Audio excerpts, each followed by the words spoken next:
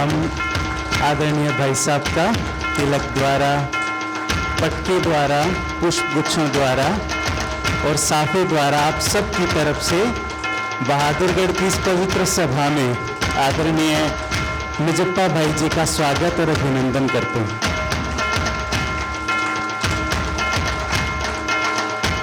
रामफल भाई जी पटका पहना करके भाई साहब का सम्मान कर रहे हैं।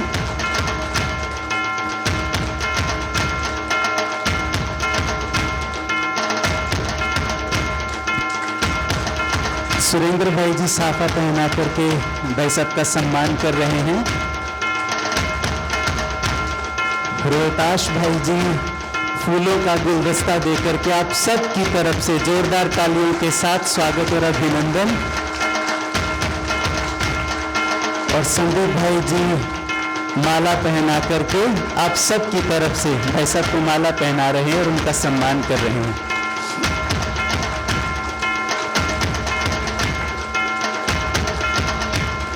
ये हम सब के लिए बहुत बड़े सौभाग्य की बात है कि ऐसे राज ऋषि तपस्वी ब्रह्मा कुमार भाई जो पिछले 47 वर्षों से बाबा की सेवा में दिन रात एक करके बाबा का नाम प्रत्यक्ष करने में लगे हुए हैं। आप पिछले 36 वर्षों से मधुबन बेहद घर में बाबा के जितने भी बगीचे हैं, वो चाहे शांति वन में, पांडव भवन में या ऊपर ज्ञान सरोवर में, उन सब को बनाने की जिम्मेवारी बाबा ने भाई साहब को दी। जब आप मधुबन में आए थे तो उस समय केवल बाबा की झोपड़ी ही हुआ करती थी, लेकिन आज के समय में जब कोई भी बच्चा बाबा के घर जाता है, वो चाहे बीके है या नॉन बीके है, एक चीज से बहुत प्रभावित होता है और वो है बाबा की हरी भरी बगिया, वहां के फूलों को देख करके। तो बाबा ने आपको वो जिम्मेवारी का ताज आपके सिर पर रखा हुआ है। आपने कुछ समय गवर्नमेंट की हॉर्टिकल्चर में एक अधिकारी के रूप में अपनी सेवाएं भी दी। मैसूर में आपको ज्ञान मिला और मैसूर के पास में एक बहुत बड़ा गार्डन है, वृंदावन बगीचा। जैसे दिल्ली में मुगल गार्डन है, ऐसे ही मैसूर के पास में बहुत बड़ा बगीचा है। आपने सरकारी अधिकारी वृंदावन गार्डन, तो स्पेशल दीदी कह रहे रंग बिरंगे फव्वारे भारत में सबसे पहले वहीं उसी बगीचे में थे। तो वहां पर आप सरकारी अधिकारी के रूप में अपनी सेवाएं देते थे। फिर उसके पश्चात आज से 36 वर्ष पूर्व जब बाबा का बुलावा आया और बाबा के घर में क्योंकि बच्चों की संख्या बढ़ रही थी, तो बाबा का कैंपस भी वृद्धि को पा रहा था, उस समय बाबा को आपकी जरूरत पड़ी और आपने धक से उस सरकारी अधिकारी की पोस्ट को पूर्ण कर रिजाइन कर और बाबा के घर में आप समर्पित हुए। आप बहुत ही निर्माणचित, जैसे दीदी ने बताया कि हमको तो अचानक से लॉटरी लग गई है। आपके बाबा के साथ के, अव्यक्त बाप दादा के साथ के और दादियों के साथ के इतने मर्मस्पर्शी, दिल को छूने वाले ऐसे आपके अनुभव हैं, आप सुनेंगे तो आपका मन गदगद हो जाएगा। इतने अच्छे भाई साहब के दादियों के साथ के और अव्यक्त बाप दादा के साथ के बहुत से वरदानों से आप पल्लवित हुए हैं। बाबा ने बहुत आपको वरदान दिए हैं, दादियों की पालना आपने बहुत ली है। तो हम आपसे अनुरोध करेंगे कि आप जो बाबा की और दादियों की पालना में पले बड़े हुए और आपका एक एक श्वास, एक एक क्षण आपने वो जो अनुभव किया है, वो हम सब भाई बहनों के सामने रखेंगे। आदरणीय नजप्पा भाई जी। ओम शांति।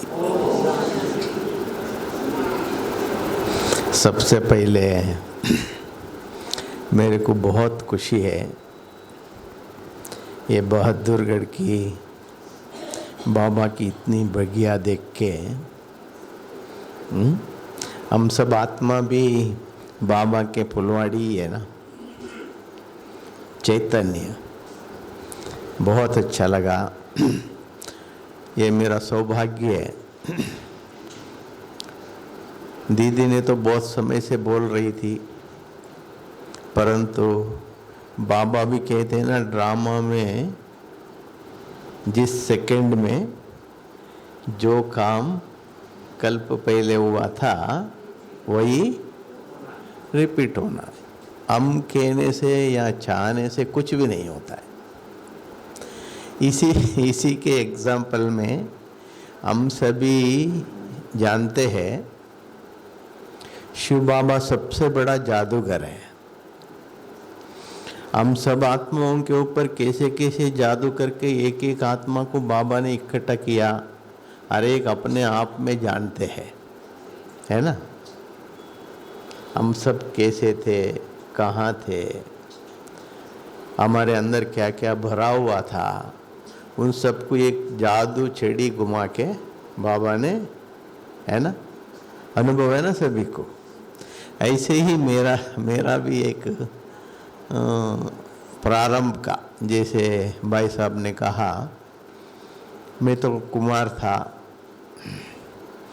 तो मैसूर में कमरा लेके रहते थे, वहाँ गवर्नमेंट सर्विस करते थे वृंदावन गार्डन में मैसूर के पास।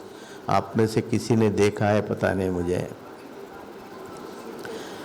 तो उस समय 1977 में जिस एरिया में मैं रहते थे मैसूर में, उसी एरिया में बहुत बड़ा बाबा का मेला लगा हुआ था। उस समय अभी जैसा बाबा का चित्र सब जगह से इधर उधर से नहीं मिलते थे। दिल्ली से बाबा का सेट मंगाए थे वो लोग, बहुत बड़ा मेला करने के लिए। बहुत वो अच्छी तरह से सजा के उन्होंने एग्जीबिशन रखा था। करीब 15 दिन चला। देखिए, ड्रामा में किस सेकंड क्या होगा हम किसी को भी पता नहीं है। 15 दिन वो मेला चला। उसी के सामने दिन में 4 बार जाते थे हम लोग, आना जाना करते थे। एक दिन भी संकल्प नहीं आया अंदर जाने के लिए। दुनिया वाले करते हैं ऐसे, ये लोग भी करते हैं। लास्ट दिन, 15 दिन पूरा हो गया, लास्ट दिन था, वो भी शाम को 5 बजे हम ड्यूटी से आए। तो सब 15 दिन हो गया, लास्ट डे में सब निकालने की तैयारी कर रहे हैं वो लोग, और क्लोजिंग फंक्शन के लिए। उस समय हमारे साथ हम दोस्त दोनों जाके वॉकिंग जा रहे थे ऐसे। उन्होंने मेरे को पूछा, भाई साहब आप इधर देखा है क्या? नहीं नहीं, वहाँ क्या देखना है? नहीं नहीं, बहुत अच्छा है, मैं गया था। तो शायद मेरा तकदीर उस सेकंड में ड्रामा में खुलने वाला होगा। मैं अंदर पाँव रखा। लास्ट डे, आप सोच लीजिए, हर एक आत्मा जो एग्जीबिशन में सेवा करते हैं, हर एक के मन में यही होता है ना, अरे 15 दिन से कोई आया नहीं है, आप कौन आएगा? सब समेटो जल्दी जल्दी। कुछ चित्र तो निकाल ही दिया था ऑलरेडी। एक आत्मा के चित्र में कुछ 4-5 लोग बाबा के परिचय सुन रहे थे। जैसे मैं अंदर गया, एक बहन जी ने कहा, भाई साहब आप भी इनके साथ मिल जाएंगे। जैसे उनकी ग्रुप में एकदम पीछे मैं खड़ा रहा, वो बहन जी जो आत्मा का परिचय सुना रही थी, तो देखिए इतना दिन सारी दुनिया में हम लोग फंसे हुए थे।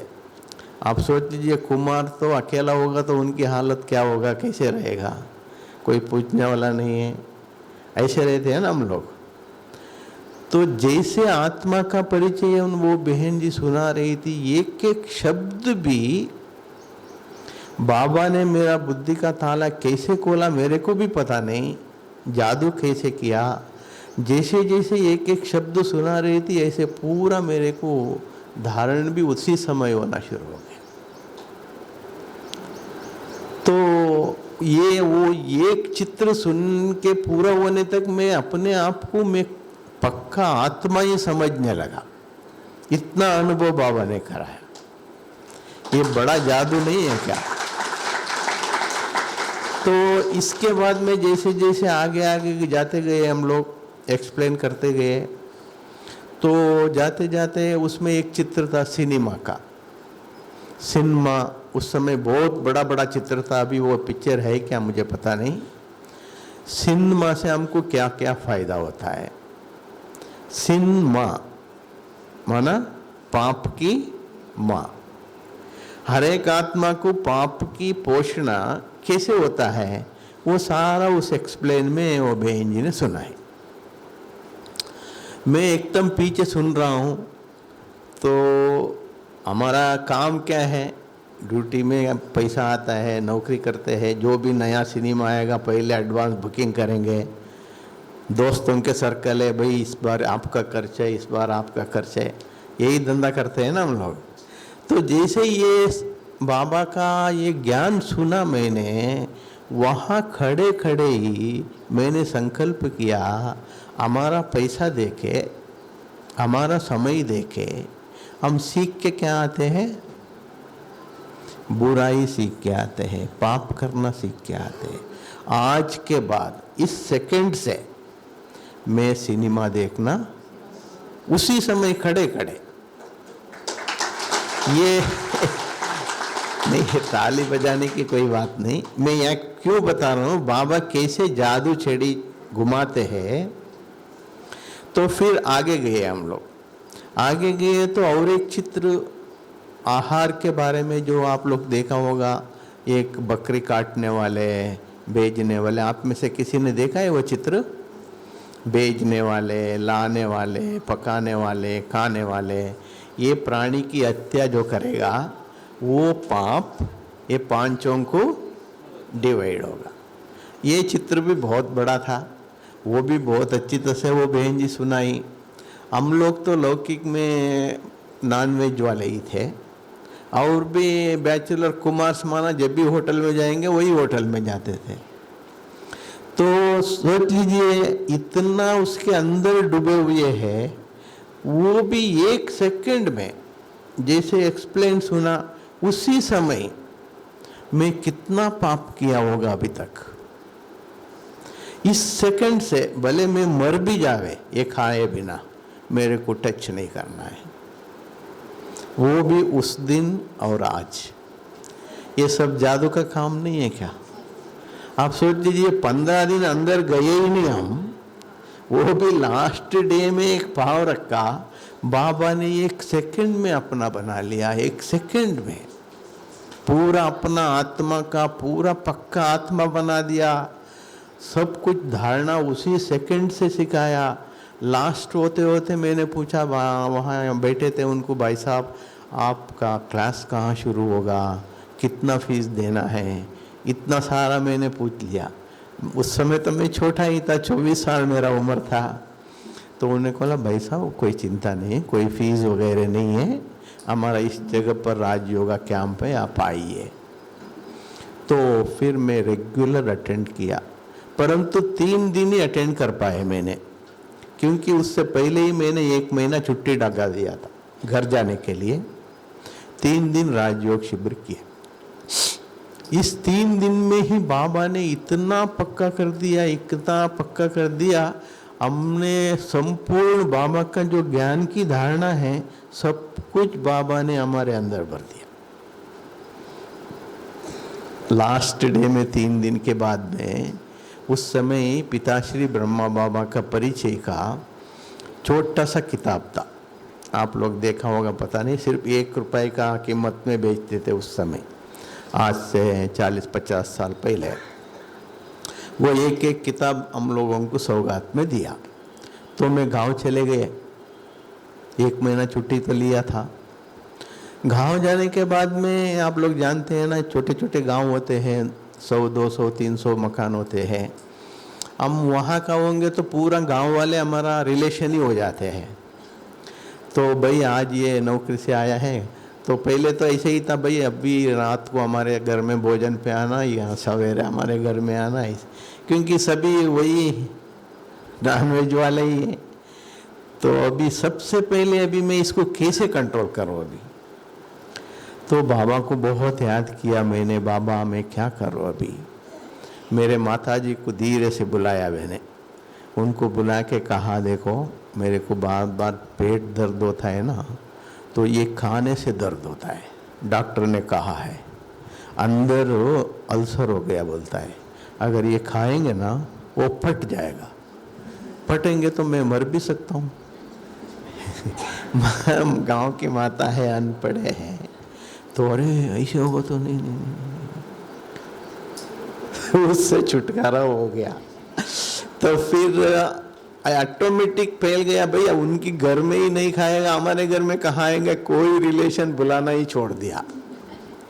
ठीक है, तो ऐसे करके करके सब भी धीरे धीरे उनको समझ में आएगा उनको इनको हुआ क्या है। रात को 12-1 बजे मेरा नींद खुल जाता था, सभी साथ में ही घर में सोते थे, बड़ा फैमिली था हमारा।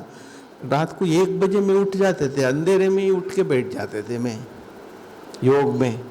इतना बाबा अपने पास खींच लेता था एकदम। बाबा 3 ही दिन कोर्स लिया है। इस रीति से बाबा ने संपूर्ण अपना बना लिया है। सब कुछ धारणा करने के लिए शुरू से ही बाबा ने शक्ति दे दिया है। भले कोई भी समस्या हो, कुछ भी मेरे को समस्या ही नहीं लगा। फिर आखिर कुछ दिन के बाद में घर में मैं ही बड़ा लड़का था, शादी की बात आ गया। तो हमारे पीछे और 4 भाई थे।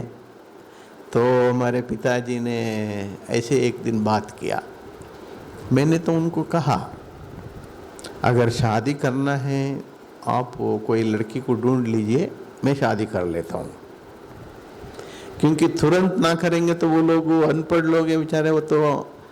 परंतु मेरा एक कंडीशन है, शादी तो मैं करेंगे, अगर कल जो आपके आने वाले बहू है ना वो कैसे आएगा मुझे पता नहीं, मेरे को अपने तरफ कर लेगा ना, मैं आपको बात कर सकता हूँ, माताजी से मिल नहीं सकता हूँ, आपका सहयोग नहीं दे सकता हूँ, आपको देखभाल भी नहीं कर सकता हूँ, तो आप क्या करेंगे? आप कोई मेरे ऊपर उल्लाना नहीं देना। आज की दुनिया में तो हो रहा है ना, परंतु मेरा इच्छा है मैं मरने तक भी आप लोगों की सेवा करूं। अगर जो आने वाले हैं वो कैसा है हमको पता नहीं है ना, तो उस समय क्या बोलेगा वो, उनके ऊपर ही डाल दिया मैं। तो उन्होंने कहा ठीक है भैया, अगर आपको इच्छा नहीं है आपको जबरदस्ती नहीं करेंगे।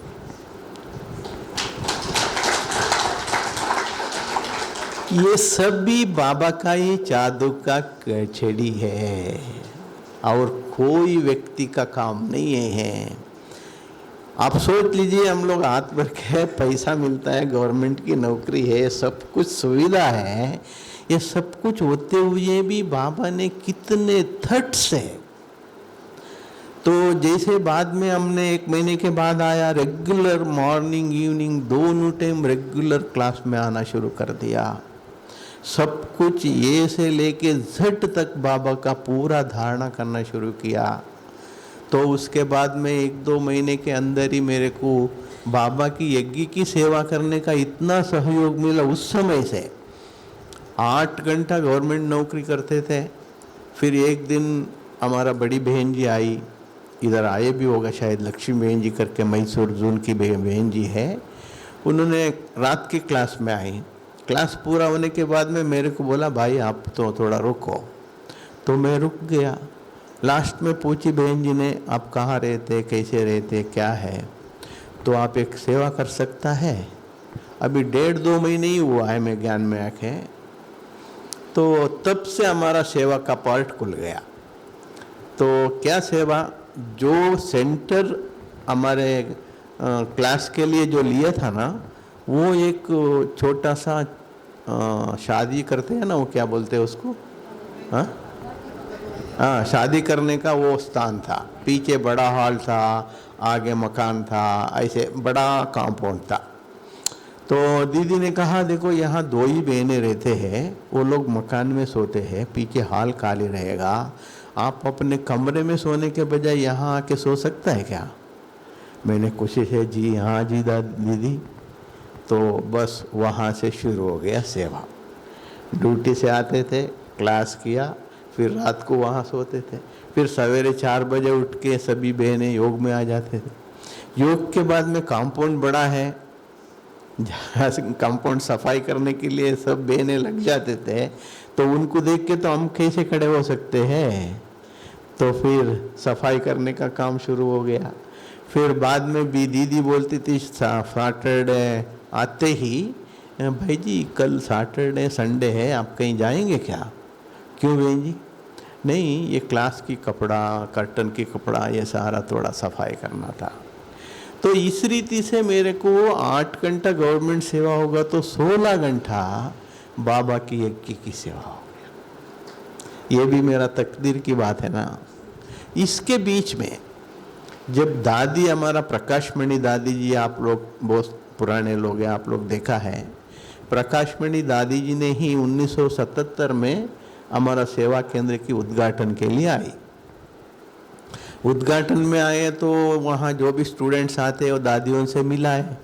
तो खास करके मैं मिलने के समय दादी से जब परिचय मिला तो दादी पूछा, अच्छा तुम बाबा के बगीचे में सेवा करता है?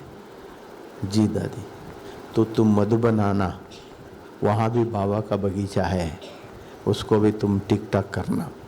पहला मिलन में ही दादी की दृष्टि, ये वचन शायद इस आत्मा को स्टाम्प लग गया।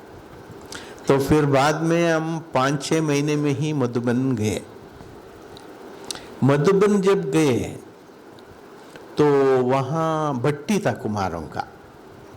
हम पूरा भारत से 70 कुमार थे उस समय। आप सोच लीजिए, पूरा भारत से केवल 70 कुमार थे।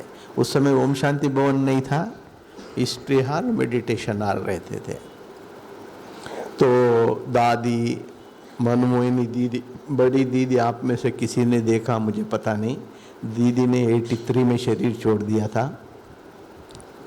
तो दीदी, बड़े बड़े दादियों का हर घड़ी हम लोगों को क्लास होता था। बहुत पावरफुल कुमारों का लाइफ में कैसे रहना है, वो क्लास हमारे जीवन में हमारा फाउंडेशन था। इतना बड़ा क्लास दादियों ने हम लोगों को किया, उससे हम तो एकदम पूरा पिघल गए। फिर उसके बाद में नेक्स्ट टाइम जब मैं गया तो 78 में 1 महीना छुट्टी लेके मैं सेवा में गए मधुबन में। तो सेवा में गया तो उस समय क्या हुआ, अव्यक्त बाप दादा की आने का टाइम था। तो एक दिन मधुबन में कोई पार्टी नहीं थी, सिर्फ मधुबन वाले और सेवाधारी ही थे। मधुबन वाले भी उस समय करीब 30-40 लोग ही था उस समय। ये 1978 की बात बोल रहा हूँ। मधुबन बहुत छोटा था, पांडव भवन अभी जो है ना उसमें आधा से भी कम था। हम 20-25 सेवाधारी थे, टोटल 50 या 60। दादी जी ने एक दिन प्रोग्राम रखा, आज बाबा मधुबन निवासियों से बाबा के कमरे में मिलेंगे। जो अभी बाबा के कमरा है ना, उस कमरे में बाबा मिलेंगे। तो दादी जी ने अनाउंसमेंट किया। तो फिर बाबा, मधुबन निवासी सब आगे बैठे, हम सेवादारी सब पीछे बैठे। अभी बाबा के कमरे आप सभी देखा है, वो जो बाबा का ट्रांसलेट चित्र है ना, उस जगह दादी सब जमीन में ही, कोई कुर्सी कुछ नहीं, वो चित्र को बाहर रख दिया। सब बाबा का रथ सामने बैठ गए, दादी या सामने ऐसे ऐसे बैठ गए। तो ये हमारा पहला मिलन बाबा का 1978 में। तो उस समय दादी जी ने कहा, बाबा ने छोटा सा मुरली चलाया घर वालों के लिए। फिर दादी जी ने कहा सभी पर्सनल, उस समय सभी एक एक भी बाबा से बात करते थे हम लोग, एक एक भी मधुबन वाले सभी अपने अपनी समस्या को। जैसे छोटा बच्चा अपने पिताजी के सामने जाके बोलने में उनको डर तो नहीं लगेगा ना, जो भी बात है। तो इस रीति से शिव बाबा हमारा पिता है, हम उनका संतान है, हम उनकी सेवा में समर्पित है, हम राइट हैंड बन के खड़े हैं। तो इस रीति से हर एक बात को बाबा से पूछते थे वो लोग। तो इसी दृष्टि से दादी ने कहा सेवादारी सब पहले आओ, बाबा से टोली ले लो। तो बाबा जमीन में ही बैठे, बाबा का रथ बैठा है, मेरा टर्न आया, मैं आके बाबा के सामने बैठ गया, मैं भी ऐसे ऐसे ही। बाबा ने बहुत प्यार से बहुत पावरफुल दृष्टि दिया, एकदम इतना इतना ही नज़दीक। बाबा की दृष्टि से तो मेरा सहन नहीं हुआ, मेरा दोनों आंख भर गया एकदम, जैसे गंगा यमुना। तो बाबा दृष्टि देते देते मेरे को 2 वरदान उसी समय दिया। तुम लक्की स्टार हो, आज भी मुरली में वो बात था, तुम लक्की स्टार हो, पहला वरदान बाबा ने दिया। फिर दूसरे वरदान, तुमको बहुत बड़ा लॉटरी मिल गया है। ये स्वयं परमात्मा के मुख से मिला हुआ ये 2 महावरदान है। आज भी मैं बाबा के कमरे में जाता हूँ, जब भी दिन रात कभी भी यही वरदानों को सदा याद करता हूँ मैं, क्योंकि परमात्मा का मुख से मिला ये वरदान।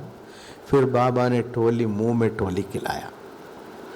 उस समय मेरे को समझ में नहीं आया मेरे को कौन सा लक्की स्टार हूँ, मेरे को कौन सा बड़ा लॉटरी मिला है। कुछ दिन के बाद ही हम दादी दीदियों के अंग संग में आ गए, बहुत नज़दीक में आ गए। तो उसके बाद में 82 में ओम शांति भवन का कंस्ट्रक्शन बनना शुरू हुआ। उस समय आप में से कोई देखा होगा, कौन कौन थे ओम शांति भवन बनने के समय? कोई नहीं जी? आज जी जी, वो एक पहाड़ था, वो भी एक बहुत बड़ी हिस्ट्री है। तो वो एक पहाड़ था, उस समय क्या थे, जब बाबा आते थे ना अव्यक्त बाप दादा लास्ट मार्च में लास्ट मुरली चलाने के समय बड़ी दादी दीदी को सामने बिठा के, बच्ची इस साल में ये काम करना है, जैसे घर में पिताजी माताजी को बोल के जाते हैं ना, ये करना, बच्चों को भी बोलते हैं भाई इसको ये करना। ऐसे दादियों को बिठा के शिव बाबा ने सब किताब में लिखवाते थे, इस साल में ये सेवा करना है, ये सेवा करना है। इसी रीति से बाबा ने 1980 में दादी को बोला, बच्ची ये हाल छोटा हो रहा है, बड़ा हाल बनाना है। तब दादी जी ने कहा, बाबा हाल तो बनाएंगे परंतु जगह नहीं मिल रहा है। देख लीजिए कैसे बाप और बच्चों का ऐसे सारा बातचीत चलता था, हर बात। तो हाँ, जगह नहीं मिल रहा है। तो बाबा ने कहा, क्योंकि उस समय जगह क्यों नहीं मिल रहा था, माउंट आबू में जब हैदराबाद सिंध से माउंट आबू ब्रह्मा कुमारी संस्था आ गए, उस समय वहाँ का पब्लिक को सोचने लगे ये कौन सी धर्म है, क्योंकि सफ़ेद कपड़ा तो पहनते हैं, बहनें ना कंगन पहनते हैं, ना तिलक लगाते, कुछ भी नहीं, ये क्रिश्चियन है, ये कौन है। ये लोग अपना धर्म में सभी को कन्वर्ट करने के लिए यहाँ आए हैं, इसीलिए इनकी धर्म को यहाँ बढ़ने नहीं देना, इसको कैसे भी हम खत्म करके इसको यहाँ से भेजना है। कोई भी अपना जमीन जा कुछ भी इनको देना नहीं है, सेल भी नहीं करना, देना नहीं है, वहाँ का सब इकट्ठे हो गए। तो हमको तो प्रॉब्लम रोज रोज बाबा की बच्चे बढ़ते जा रहा है, तो सभी प्रकार की समस्या हो रहा है, तो जगह नहीं मिल रहा है। इसी कारण से बाबा को दादी जी ने कहा, बाबा जगह नहीं मिल रहा है। तो अभी ओम शांति भवन जो बने हैं ना, वो जगह स्वयं शिव बाबा ने ही दिखाया दादी को। ये पांडव भवन के गेट में एक बार कोशिश करके देखो ना, क्योंकि उस लास्ट मुरली में मैं भी बाबा से मिलने आए थे, अव्यक्त बाप दादा से।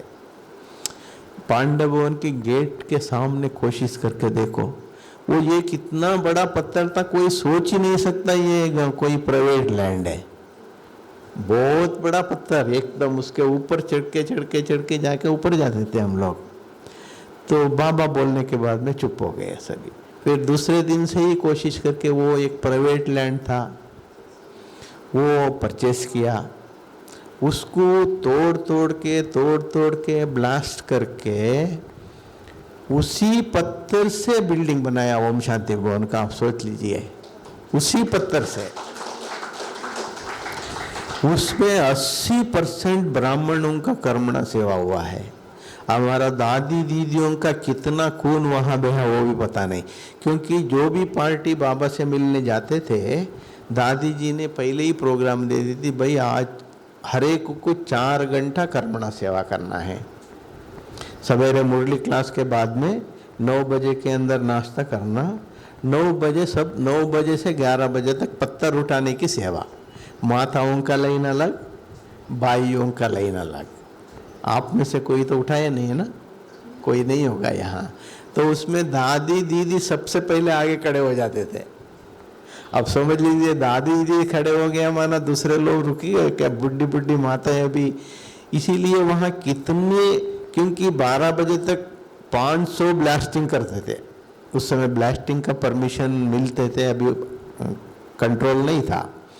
वो सारा पत्थर 12 बजे के अंदर हमको उठाना था। 12 बजे तक और भी 500 ब्लास्टिंग करके उसको ब्लास्ट कर दिया, तो शाम को 3 बजे से वापस 5 बजे तक। इस रीति से वहाँ का ही पत्थर, अभी आप लोग दोबारा मधुबन जाएंगे तो यहाँ ध्यान से देखना, वो पत्थर तोड़ के ही उसी लेवल से बिल्डिंग बना। अभी जो अंदर हॉल है ना, हॉल का जो स्टेप्स है वो पत्थर से ही बना इसे। और उसके पीछे जाएंगे तो पत्थर थोड़ा हुआ अभी भी दिखाई पड़ेगा आपको, एकदम चढ़ के एकदम पीछे जाएंगे तो इस रीति से जब उसको तोड़ तोड़ के बाबा का भवन बनाने का प्रोग्राम हुआ, दादी जी ने अभी तोड़ना शुरू किया तब भी उद्घाटन का डेट भी फिक्स कर दिया दादी ने। इतना बड़ा पत्थर दादी जी ने डेट फाइनल कर दिया, भाई 83 जनवरी 18 तारीख इसका उद्घाटन होगा। आप कुछ भी करो, आप लोग दिन लगाओ, रात लगाओ, हजारों काम करने वालों को लगाओ, कुछ भी करो। दादी कहती है 18 जनवरी 1983 में इसका उद्घाटन होगा, स्वयं बाप दादा आके उद्घाटन करेगा। हो गया। तो फिर लगे, दिन रात चल रहा था जैसे मिशन चलने जैसा। ऐसे समय पर दादी जी ने, तो तब तक तो मेरा 3 साल तो 3, 4, 5 साल तो हो गया था ज्ञान में। और हर बार आएंगे तो दादियों से दीदियों से मिलना इतना नज़दीक, क्योंकि हम कर्नाटक मैसूर से आने के लिए कम से कम 4 दिन लगता था। 4 दिन और 4 रात, वो भी 5 जगह पर ट्रेन चेंज करना था उस समय, छोटी लाइन बड़ी लाइन, छोटी लाइन बड़ी लाइन करके। तो भी इतना सफ़र करके हमको गवर्नमेंट से 2-4 दिन छुट्टी मिला, तो और 2-4 दिन छुट्टी लेके चालू टिकट लेके हम सीधा आ जाते थे। छोटे थे ना हम लोग, तो उस कारण से साल में 4-5 बार तो हम मधुबन आ जाते थे। इतना दूर से आप सोच लीजिए, भले 2 दिन रहे या 3 दिन रहे, इतना मधुबन के साथ हमारा लगन, इतना कुछ भी हुआ हमारा, जो भी छुट्टी मिले सीधा मधुबन, जो भी छुट्टी मिले सीधा मधुबन। तो ऐसे समय पर दादी जी ने 82 में मेरे को ट्रांसफ़र हुआ था बेंगलोर। तो हमारे दीदी को दादी जी ने ट्रंकाल में फ़ोन किया, भाई वो लड़का को भेजो, ओम शांति भवन की बगीचा बनाना है। वो भले परमानेंट आएंगे तो भी ठीक है, या 5-6 महीना छुट्टी लेके आ तो भी ठीक है, परंतु बगीचा बनाना, उसको भेजो। हमारा दीदी को कहा, उस समय तो टेलीफोन वगैरह इतना आसान नहीं था, ट्रंकाल बुक करना था, पुराने आप सभी को पता है, 1-1 दिन लग जाता था। फिर हमारा दीदी ने वहाँ से बेंगलुरु ट्रंकाल बुक करके मेरे को मैसेज दिया ऑफिस में। तो जैसे मैंने दादी का मैसेज सुना तो मेरे पास रह नहीं गया, तुरंत मेरे एक लेटर लिख दिया, लीव लेटर मेडिकल ग्राउंड में। हमारा ऑफिसर सभी जानते थे, तुम सन्यासी आ गया, कभी भी उनके पास जाते थे, आ गया सन्यासी, मेरे को पता है। तो लेटर लिख के, सर मेरे को 1 महीना जाना है। ठीक है भले जाओ, बड़े प्यार से छुट्टी देते थे हम लोग। फिर मैं निकल गया तो उस समय ट्रेन का रिजर्वेशन कुछ नहीं, कुछ भी नहीं, चालू टिकट लिया, हमारे साथ दूसरा एक भाई को लिया, दोनों साथ में निकल गए। दादी जी ने बुलाया, क्योंकि जैसे लौकिक में भी बोलते हैं ना, गुरु का बुलावा आना माना, ब्रह्मा बाबा का ये मंत्र था। क्योंकि ब्रह्मा बाबा का एक एक जो हिस्ट्री में मैंने जो सुना था, ब्रह्मा बाबा ने इतना लाखों लाखों रुपए का वज्र की जो बिजनेस करते थे, उसको शिव बाबा प्रवेश होते ही इन्होंने धक से त्याग कर दिया, पत्थर दिखने लगा। ये उन्होंने त्याग किया तो हमारा ये पाई पैसे की नौकरी है, हमारा ये कौन सी बड़ी बात है, क्योंकि ये कोई तो हमारे साथ आने वाला नहीं है ना। स्वयं ब्रह्मा बाबा ने इतना सब कुछ त्याग करके बाबा को स्वा कर दिया, समर्पित हो गया तन मन धन से, तो कम से कम उनकी पाँव जो चला है ना, उसका एक कण तो हम बने।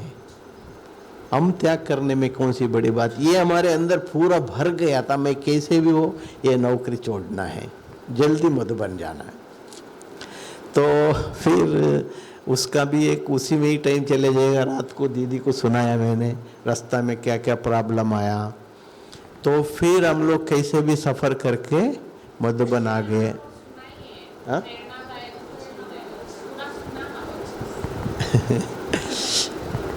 तो हम लोग दोनों निकल गए 4 दिन सफ़र करके। वो भी आप सोच लीजिए, जनरल डब्बी में, ट्रेन में आप सभी सफ़र किया है। हम बाबा का नियम स्नान पानी करना, भोजन करना, ये धारण कैसे कर सकते वहाँ जनरल डब्बी में? तो पाँव रखने का जगह नहीं है, उसके साथ हमारे पास ट्रंक है और बैग लगेज है। कैसे भी वो सफ़र करके हम लोग मेहनत करके, ना रेस्ट है ना नींद है, तो हम मधुबन पहुंचना, आखिर पहुंच गया मधुबन रात को 10:30 बजे। 10:30 बजे पहुंच गए अबू रोड में। उस समय तो अबू रोड रेलवे स्टेशन भी छोटा था, सब एकदम छोटा छोटा गांव जैसे ही था। अभी सब माउंट आबू भी, नीचे भी सब इतना अभी डेवलप था ही नहीं। तो जैसे स्टेशन से बाहर आए हम लोग, अभी 10:30 बज गया, अभी कैसे ऊपर जा सकते, वहाँ संगम भवन करके एक छोटा सा था, आज वहाँ रुकेंगे करके हम दोनों लगेज लेके बाहर आए।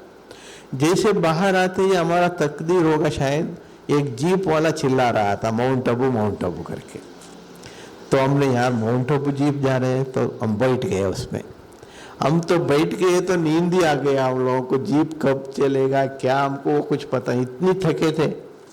तो उस जीप में और 2-4 लोग वहाँ डेली नौकरी करने जो आते हैं वो लोग बैठ गया। जीप चिल्लाते चिल्लाते 11 बजे निकला, बहुत पुराना जीप था। 11 बजे निकले, चलते चलते चलते 4-5 किलोमीटर ऊपर गया, वहाँ खड़े हो गया। 12 बज गया था, क्योंकि उस समय आप लोग पुराने देखा है, बहुत छोटा रास्ता था, नीचे से ऊपर जाने के लिए 2-3 घंटा टाइम लगते थे, एक ही गाड़ी जाना था। अगर सामने से एक गाड़ी आ गया तो उसको साइड देने के लिए हमको 15-20 मिनट लग जाता, इतनी छोटा रास्ता था। तो वो जीप रुक गया 5 किलोमीटर के बाद। तो ड्राइवर नीचे उतर के कुछ आगे पीछे करके कुछ स्टार्ट किया, स्टार्ट करके 1 किलोमीटर आगे गए, फिर रुक गया। तो हम तो एकदम झुटका मार रहे, इतना नींद कर रहे हम लोग। तो फिर वो कोशिश किया, और एक आधा घंटा, रात को 1 बज गया था। नीचे ड्राइवर उतर के बोलते हैं, भाई साहब ये जीप ना आगे जाएगा ना पीछे जाएगा। ये हमारा परीक्षा है ना, जैसे बेगरी पार्ट में बाबा ने बच्चों की परीक्षा लिया, उसमें जो पास हो गया उन्होंने विश्व का कल्याण किया। हमने उस समय सोचा, बाबा ये भी हमारी परीक्षा है क्या? इतना थक के हम लोग आए हैं, इतनी लगेज हमारे पास है, जंगल के बीच में हमको छोड़ दिया, अभी हम कैसे इसमें आगे पास होना है? तो वो 4-5 लोग थे ना, उनके पास कुछ लगेज नहीं था, छोटा छोटा बैग था। वो लोग, भाई सवेरे तक हम यहाँ बैठे रहने के बजाय हम पैदल चले जाएंगे, सवेरे तक पहुँच ही जाएंगे। वो लोग निकल गए, फिर हम 2 ही बच गए। वो अंधेरे, इतना जंगल में, इतनी अंधेरी रात में हम 2 जने क्या करें अभी? तो मैंने हमारा भाई को बोला, भाई ये भी बाबा हमारे से टेस्ट ले रहा है, हम डरना नहीं है, आप भी डरना नहीं है, इसमें हमको पास होना है। तो दोनों सिर पे ट्रंक रखे, उस समय सूटकेस नहीं था, ट्रंक था। फिर वो जो छोटे बैग था वो बगल में लगाए। वो खाना पीना दिया था ना, हम तो खाया ही नहीं था उसमें, क्योंकि खा भी नहीं सकते वहाँ स्नान के बिना, तो वहाँ स्नान कर भी नहीं सकता है। फिर उसको एक थोड़ा टाइम मैं पकड़ता था, थोड़ा टाइम वो पकड़ता था। वो भी ऊपर पूरा चढ़ना है इतनी रात में, वो भी इतने थके हैं हम लोग भाई साहब। हम लोग चले चले चले चले, सवेरे 5 बज गया, पांडव भवन का गेट पहुंच गया। आखिर हम लोग बाबा की टेस्ट में पास तो हो गए, वो बड़ा खुशी हो गया। हाँ? बाबा ने जो पेपर लिया था वो पेपर में हम पास हो गया। 1 घंटा दोनों बाहर ऐसे ही चुपचाप बैठ गए, इतनी थक गया था। तो बाद में सवेरे दादी दीदियों से मिले, दादियों को सारा सुनाया। दादियों ने बहुत हंसे, बहुत प्यार भी किया हम लोगों को। तो इस रीति से हमारा सेवा का शुरुआत हुआ। फिर 5 महीना छुट्टी लेके पूरा ओम शांति भवन की गार्डन ऊपर से नीचे तक किया।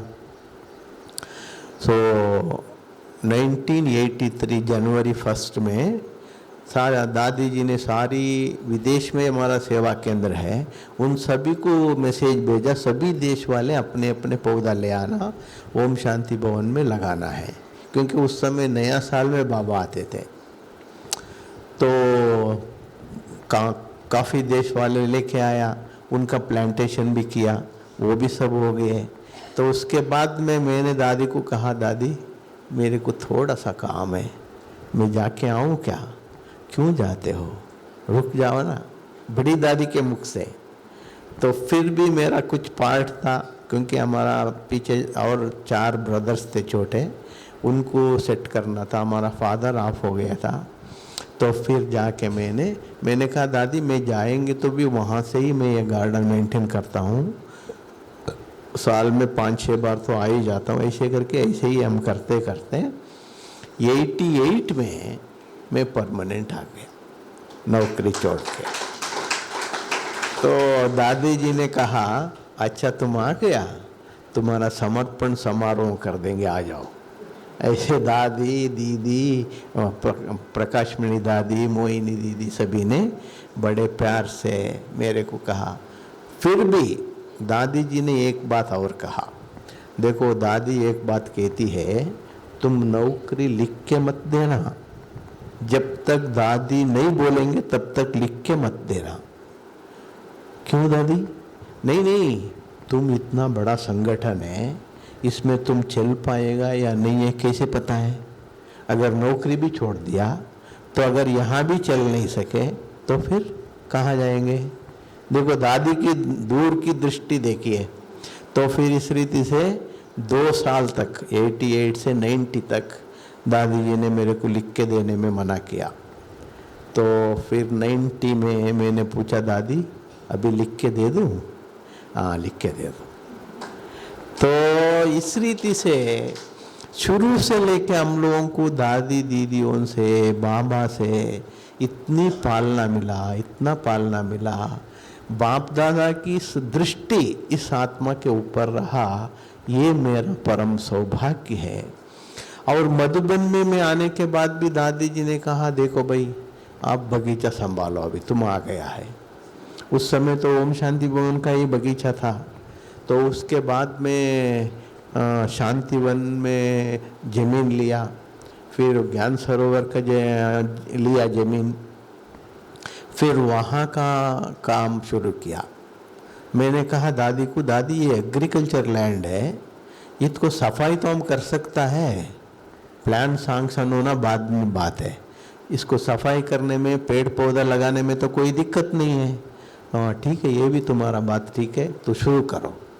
तो ऐसे 92 में हम लोग वो जंगल सफाई करना शुरू किया। सबसे पहले हम अंदर गए जंगल में, 40, 50, 60 वर्कर्स को लेके पूरा कांटा गींठा क्या क्या। उस समय तो हम कितने बार गिरा होगा, क्योंकि आने जाने के रास्ता भी नहीं था वहाँ। आप लोग कोई पुराना देखा होगा, मुझे पता नहीं, चलने फिरने का भी रास्ता नहीं था, नाला के अंदर से जाना था। तो ऐसे करके सफाई करके तैयारी किया। वो भी एक बहुत बड़ा बाबा का जादू का खेल है ज्ञान सरोवर का, आप लोग सुना होगा पता नहीं। तो दादी जी ने बहुत सोच के हमको ये भवन बनाना बहुत बड़ा फाइल प्लान बना के गवर्नमेंट में दिया, स्टेट गवर्नमेंट में। तो गवर्नमेंट में दिया तो उस समय का जो गवर्नमेंट, शायद बाबा का ड्रामा में ऐसे था कुछ पता नहीं, वो पूरा प्लान कैंसिल करके भेज दिया, पूरा का पूरा फाइल। आप एक कमरा भी नहीं बना सकते वहाँ, क्योंकि वो जंगल है। जंगल ये माउंट आबू है ना, सेंट्रल एनवायरमेंटल कॉर्नर में आता है। इस जंगल में आप कोई भी मकान दुकान कुछ बना नहीं सकता है।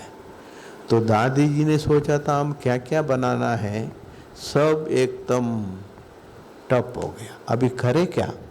दादी जी ने हम सब मधुबन वालों को कहा भाई सब लोग एक्स्ट्रा बैठ के योग करो, योग तपस्या करो। वो एक ही साधन है ना हमारे लिए, हैं? तो आप सभी जानते हैं जो भी काम होना नहीं है वो काम योग की शक्ति से सूली से कांटा बन जाता है। तो इस रीति सभी को योग में दादी जी ने रोज सवेरे शाम खुद आके बैठ जाती थी। तो इतनी योग की तपस्या शुरू किया। उस समय किसी ने बोला, वो एक गवर्नर चन्ना रेड्डी करके एक गवर्नर था, वो थोड़ा बाबा का कनेक्शन में थे, उनको बुला के ज्ञान सरोवर में एक घास का झोपड़ी बना के, घास की झोपड़ी में उनको गवर्नर को कैसे भी वो खड्डे में ही गाड़ी में टेस्ट करके लेके गए। वहाँ बैठ के उन्होंने, दादी जी ने कहा गवर्नर साहब को सुनाओ अभी क्या क्या लगाया तुमने। दादी जी ने मेरे को कहा, तो फिर मैंने सारा सुनाया क्या क्या प्लांटेशन किया, क्या क्या हुआ करके। फिर उसके बाद में गवर्नर साहब ने कहा, दादी गवर्नर के हाथ में कुछ भी पावर नहीं है, गवर्नर एक मूर्ति जैसा है, सारा पावर किसके हाथ में है? चीफ मिनिस्टर के हाथ में है, वो ही कर सकता है, हम कुछ नहीं कर सकते। वो एक विश्वास था, वो भी तो चले गया, अभी करे क्या है?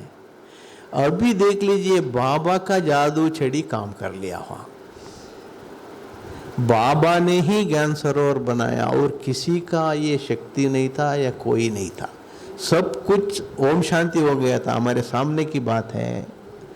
तो उसके बाद में उस समय आप लोग सुना होगा 92 में ये बाबरी मस्जिद का जो कांड हुआ था ना, ये राम मंदिर का जो बाबरी मस्जिद टूट गया, वो क्या क्या हुआ, उस समय के ही कारण से कुछ गवर्नमेंट में ऊपर नीचे हो गया। वहाँ राष्ट्रपति शासन आ गया, राजस्थान में राष्ट्रपति शासन आ गया। तो जो गवर्नर के पास पावर नहीं था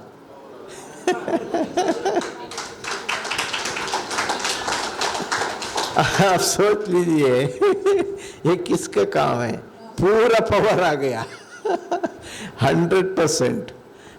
फटाफट से चन्ना रेड्डी जी ने बोला, दादी आज के आज फाइल तैयारी करो नया, किसी के हाथों हाथ भेज दो। तो हाथों हाथ लेके गए। फिर वहाँ से चन्ना रेड्डी जी ने क्या किया, अपने ऊपर लिया नहीं, क्योंकि उनको पता था 6 महीने के बाद यही गवर्नमेंट आएगा, फिर वापस हमारी संस्था को प्रॉब्लम होगा। उस रीति से उन्होंने टाउन प्लानिंग ग्रुप को भेजा, क्योंकि सारा दिन में वहाँ ही रहते थे, रात को भी उधर ही सोते थे। एक शेड था उस समय, वो जंगल के बीच में, वहाँ ही सोते थे हम लोग, क्योंकि कब बहुत सारे वर्कर्स काम करते थे ना, दादी मैं ही रात को भी सो जाता हूँ। तो इस रीति से ये बाबा का शक्ति क्या क्या है, क्या किया, वो तो हम वर्णन भी नहीं कर सकता है। तो फिर बाद में क्या हुआ, फटाफट से उन्होंने टाउन प्लानिंग टीम को भेजा, कहाँ कहाँ बिल्डिंग बना सकते हैं, उन्होंने कहाँ प्लान बनाया, देखो आप लोग पास करो। और उसके बाद में एनवायरमेंटल ग्रुप को भेजा, भाई ये लोग पेड़ पौधा काटना नहीं है, पत्थर तोड़ना नहीं है, उसी रीति से बिल्डिंग बनावे, उसी रीति से है क्या प्लान, आप लोग चेक करके पास करो। दादी जी ने एग्रीमेंट करके दिया, हम लोग और भी हजारों संख्या में पौधा लगा के ग्रीनरी डेवलपमेंट करेंगे, हम एक पेड़ पौधा भी नहीं तोड़ेंगे। इसीलिए आप लोग देखा होगा ज्ञान सरोवर में मकानों के अंदर भी पेड़ है अभी, पत्थर भी है, पेड़ भी है। उसके अलावा कितने हजारों पौधा लगा दिया हम लोग, क्योंकि दादी जी ने एग्रीमेंट करके दिया है। तो इस रीति से बाबा का काम प्लान सैंक्शन होके जनवरी 93 मार्च में पूरा प्लान पास होके दादी के हाथ में आ गया। 93 मार्च में उधर फाउंडेशन स्टोन डाला हुआ, वो बोर्ड भी है, आप लोग देखा होगा। तो फिर जैसे आया तो दादी जी ने फटाफट से चन्ना रेड्डी को ही बुलाया, फाउंडेशन स्टोन लगा दिया। फाउंडेशन स्टोन लगा के सभी को प्रोग्राम दे दिया, भाई ये काम फटाफट से शुरू करो।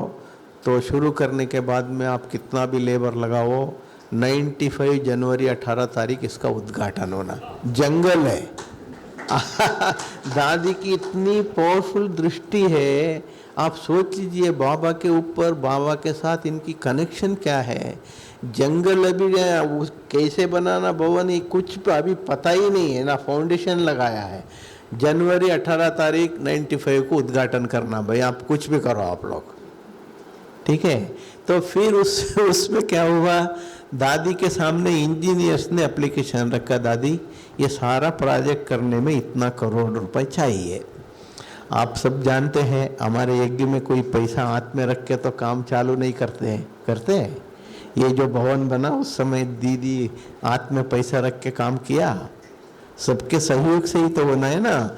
दादी जी ने बोला भाई 50, 60, 70 करोड़ हमारे पास कहाँ, 50 लाख भी नहीं है, फिर कैसे शुरू करें। फिर दादी जी के मन में एक विचार आया, हम ऐसे करेंगे, पूरा भारतवर्ष में जितने भी बाबा के बच्चे हैं, कम से कम कितना 9, 10 लाख, 15 लाख जितने भी हैं, रोज 1-1 रुपए ज्ञान सरोवर की कंस्ट्रक्शन के लिए बाबा के भंडारी में डालें। आप में से भी किसी ने डाला होगा शायद, किसी हर एक सेवा केंद्र में उसके लिए 1-1 भंडारी रखा। तो ज्ञान सरोवर की कंस्ट्रक्शन के लिए समझ लीजिए आपने माता को 10 रुपए सब्जी के लिए दिया घर में, वो माता सोचेगा मैं 1 रुपए कम करके 9 रुपए की सब्जी लाता हूँ, 1 रुपए बाबा के भंडारे में डालेंगे, वो तो कोई बड़ी बात नहीं है। आप तो भाई साहब हैं, आप तो लाखों रुपए कमाने वाले हैं, आप सोचेगा मैं 1 रुपए क्यों डालूं, मैं 1000 रुपए डालता हूँ। आप सोच लीजिए दादी जी का कहना, ये आदेश केवल 18 महीने में ये जो 50-60 करोड़ का प्रोजेक्ट था उससे डबल कर चुका, लास्ट होने तक कंप्लीट। ये किसका कमाल है, किसकी जादू है। फिर दुनिया बोलते परमात्मा जादूगार है, वो तो छोटी बात तो नहीं है ना, वो झूठ भी नहीं है ना। हाँ, इसीलिए तो लोग डरते हैं, ब्रह्मा कुमार इसके पास जाएंगे तो क्या है। ऐसा जादूगर है हमारा बाबा। 18 महीने में पूरा ये जंगल को, आप लोग ज्ञान सरोवर को आज देख लो। आज हमारे पास, हम लोग सारा दिन वहाँ रहते, सारे दुनिया के लोग आते, भाई इसकी प्लानिंग कौन किया है, इसका मास्टर प्लान कौन किया है, इसका लैंडस्केप कौन किया, गार्डन का कौन किया। ये भाई साहब सबको करने वाला ऊपर बैठा, हमारा कुछ नहीं है। जो मकान पूरा होने के बाद में मेरे को बुलाता था, नंजप्पा भाई देखो इधर इतनी सी जगह है, इधर तुम कुछ करना हो तो करो बगीचा। हम उस जगह पे खड़े होके, क्योंकि हम लोग गवर्नमेंट में क्या करते थे, बड़े बड़े जगह प्लानिंग करते थे गार्डन बनाने के, इधर एक छोटा छोटा चुटरू कैसे प्लान बनाए। हम उस जगह जाके खड़े होके, बाबा अभी आप जानो, आपका काम जाने, आप जैसे हमको रास्ता दिखाएंगे हम करेंगे। वहाँ खड़े हो जाते थे हम लोग, सच्ची बात बताता हूँ मैं, क्योंकि जैसे बाबा को याद करके मैं खड़े हो जाते थे, उस समय बाबा कुछ ना कुछ बुद्धि में टचिंग कर देते थे, बच्चे ऐसे करो, ऐसे करो। ऐसे करते करते गए, आज देख लीजिए सारी दुनिया के लोग आएंगे तो ज्ञान सरोवर को इतना आकर्षित करते, ज्ञान सरोवर का। ये तो बाबा का कितना कमाल है। तो इसके बीच में हम लोग बाबा से कितनी बार मिले होगा, कितना वरदान बाबा से लिया होगा, कितनी शक्ति बाबा से लिया होगा, तब मैं सोचा बाबा ने मेरे को जो वरदान दिया था ना, कौन सा, तुम लकी स्टार हो, यही इससे बड़ा लॉटरी क्या है। सारी दुनिया में कितने अरबों खरबों पति को भी ये नहीं मिल सकता है, वो लॉटरी मेरे को मिल गया। मेरे जितना सौभाग्य दुनिया में और किसको है। उसके अलावा जैसे मैं मधुबन आए, उसके बाद में अव्यक्त बाप दादा आने के समय जो बाबा को बुक्के प्रेजेंट करते थे ना, वो सारा बुक्के सवेरे 6 बजे से हम लोग तैयारी करते थे। जो हमारा निर्वैर भाई, ब्रिजमोहन भाई जो बाबा को बुक्के देते थे ना, आप लोग भी टीवी में देखा होगा बाबा के समय, वो सारा बुक्के सवेरे 6 बजे से हम लोग स्नान पानी करके बगीचे में सारा फूल ढूंढ के वो बुक्के सारा 10 बजे तक तैयारी करते थे। फिर वो लेके नीचे आके फिर बाबा के बाजू में बड़े बड़े बुक्के बनाते थे ना साइड में, बोक का बड़े, वो सारा आधा फूल आता था मॉरिशियस से। हर ग्रुप में आधा फूल आते थे बेंगलुरु से। आप सोच लीजिए कैसे आता होगा हर ग्रुप में। तो फिर उसको 11 बजे हम शुरू करेंगे तो शाम को 6 बजे तक वो गुलदस्ता बनाते थे। सवेरे से लेके पूरी दिन हम तो पूरा फूल की सेवा में ही बाबा के साथ रहते थे। फिर बाद में उसके बाद में बाबा मुरली सुनाने के बाद में एक बुक्के देने के लिए, बड़े भाइयों को देने के लिए मैं स्टेज में जाते थे। फिर बाद में स्टेज में ही रह जाते थे बाबा के पास में ही। तो ये पार्ट भी एक कम है क्या? स्वयं भगवान की एक दृष्टि लेने के लिए लोग तरसते हैं। सारा हर बार बाबा के आसपास में ही रहने का, बाबा के संग में सेवा करने का सौभाग्य मिलना, ये भी मेरा कम बात नहीं है, हमारा परम सौभाग्य है। ये कल्प कल्प को भी ये फिक्स है। इसको कोई मेरे से ना छीन सकता है ना चेंज कर सकता है ना। ऐसे ही बहादुरगढ़ में आना है, ये भी कल्प कल्प में फिक्स है। ये भी कोई चेंज नहीं हो सकता है। भले हमारा संदीप कितने 30 साल 40 साल से बुलाया, वो भी नहीं आया। दीदी जब बुलाई, क्योंकि ड्रामा में था ही नहीं ना, इसी समय फिक्स था। अच्छा, ओम शांति।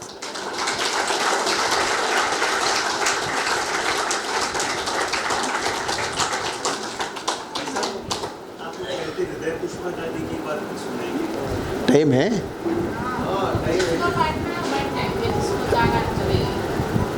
2-5-10 मिनट लगेगा, ज़्यादा नहीं।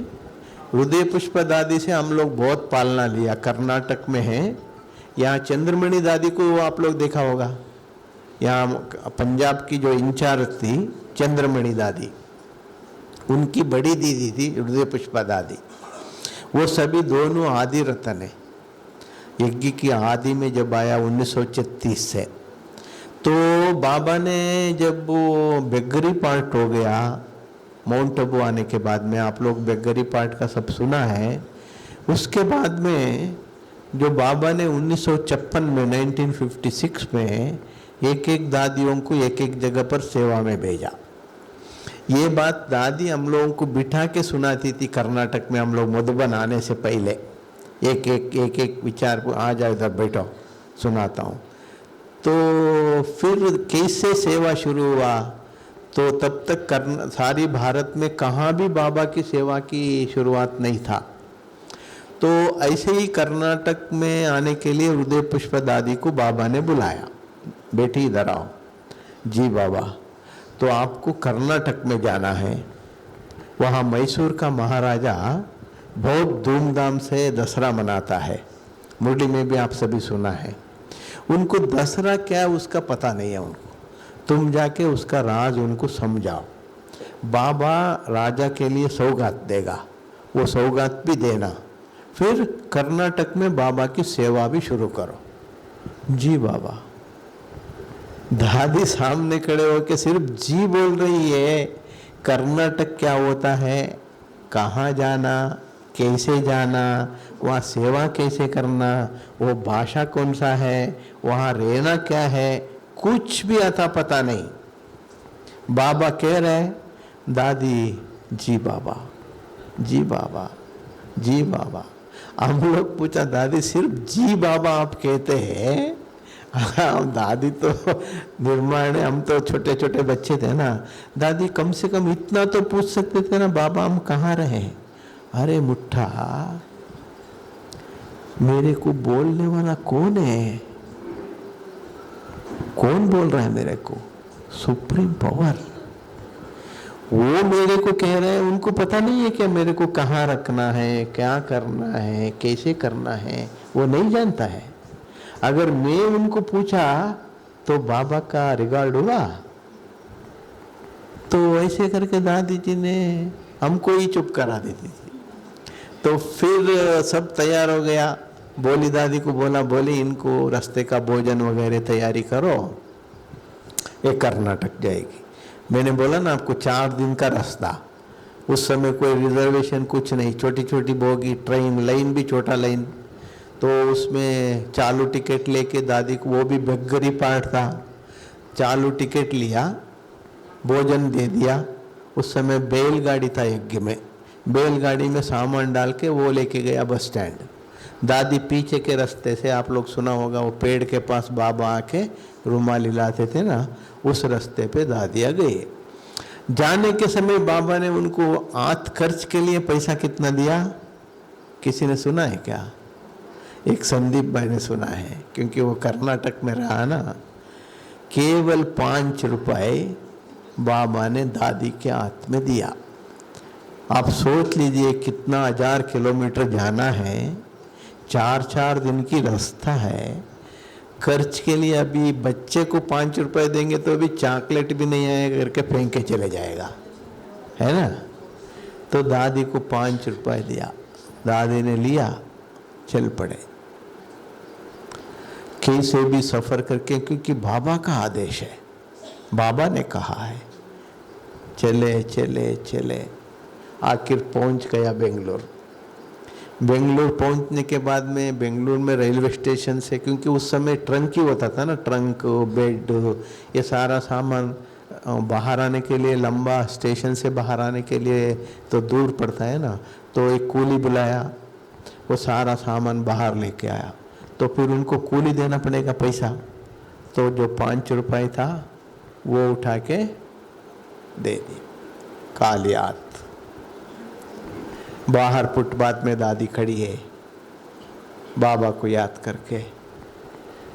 दादी बोलती है, बाबा आपके कहने अनुसार मैं तो आ गया इधर, आपका आदेश का मैंने पालन किया है।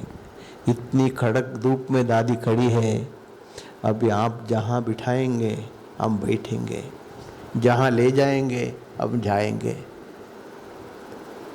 यही मुरली में पॉइंट आता है अभी भी, जहाँ बिठाएंगे, जो खिलाएंगे।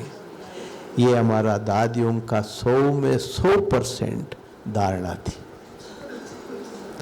फिर काफ़ी समय घंटों घंट तक खड़े रहे। आखिर आप जैसा किसी ने देख के, दादी, माता जी, उस समय तो दादियों का उम्र भी इतना ज़्यादा नहीं था, 30-35 साल इतना ही था। माता जी आप इतने समय से यहाँ खड़े हो धूप में, तो क्यों आए हैं? तब समाचार सुनाया, चलो कोई बात नहीं, हमारे घर में चलिए। तो ऐसे घर में लेके गया, तब से बाबा की सेवा शुरू। आज कर्नाटक में एक छोटे छोटे गांव में भी कूड़ा बाबा का सेवा केंद्र है। इतनी टोटल कर्नाटक में बाबा की सेवा वृद्धि हुआ है, अब बात मत पूछिए।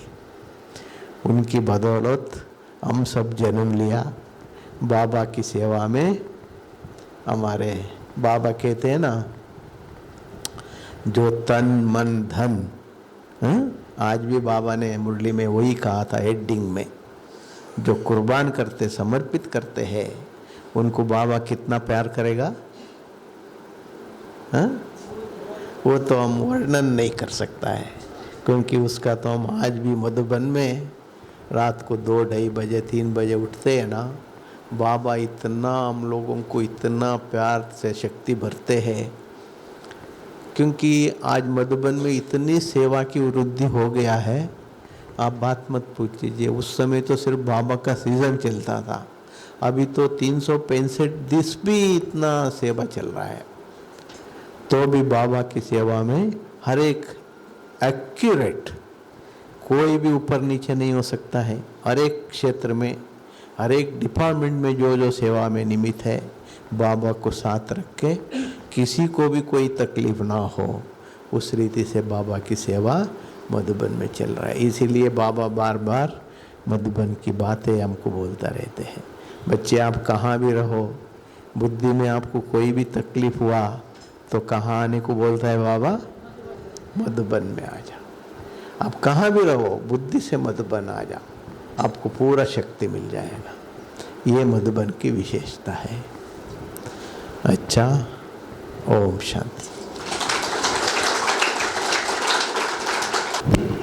ओम शांति। तो भाई साहब का कितना भी धन्यवाद करे उतना कम है। हाँ,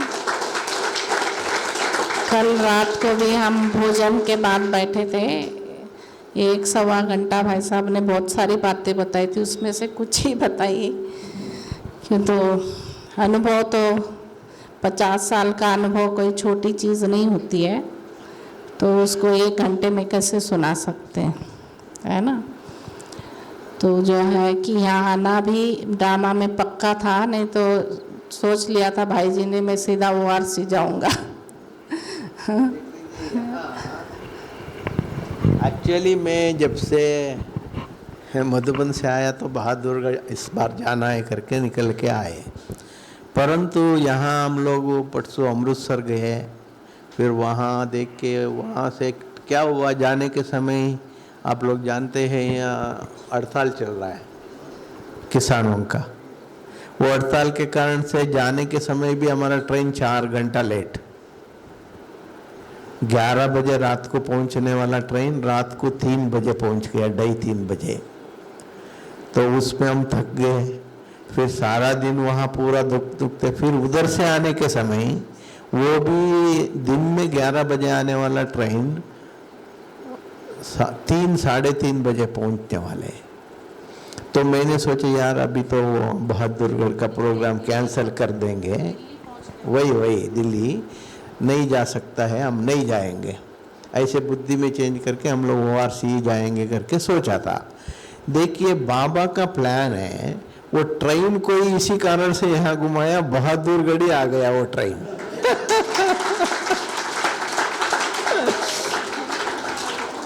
ये ट्रेन इस रास्ते पे आने वाला है ही नहीं, उसका रास्ता ही अलग है। हमको क्या पता ये बहादुरगढ़ रास्ते पे आएगा करके। बहादुरगढ़ सीधा आ गया, यहाँ रुक भी गया ट्रेन। किसी ने बोला बहादुरगढ़ है, मैंने सोचा यार मैं सो गया था, उठ गए, ये बहादुरगढ़ कौन सा, ये दूसरी बहादुरगढ़ तो नहीं है।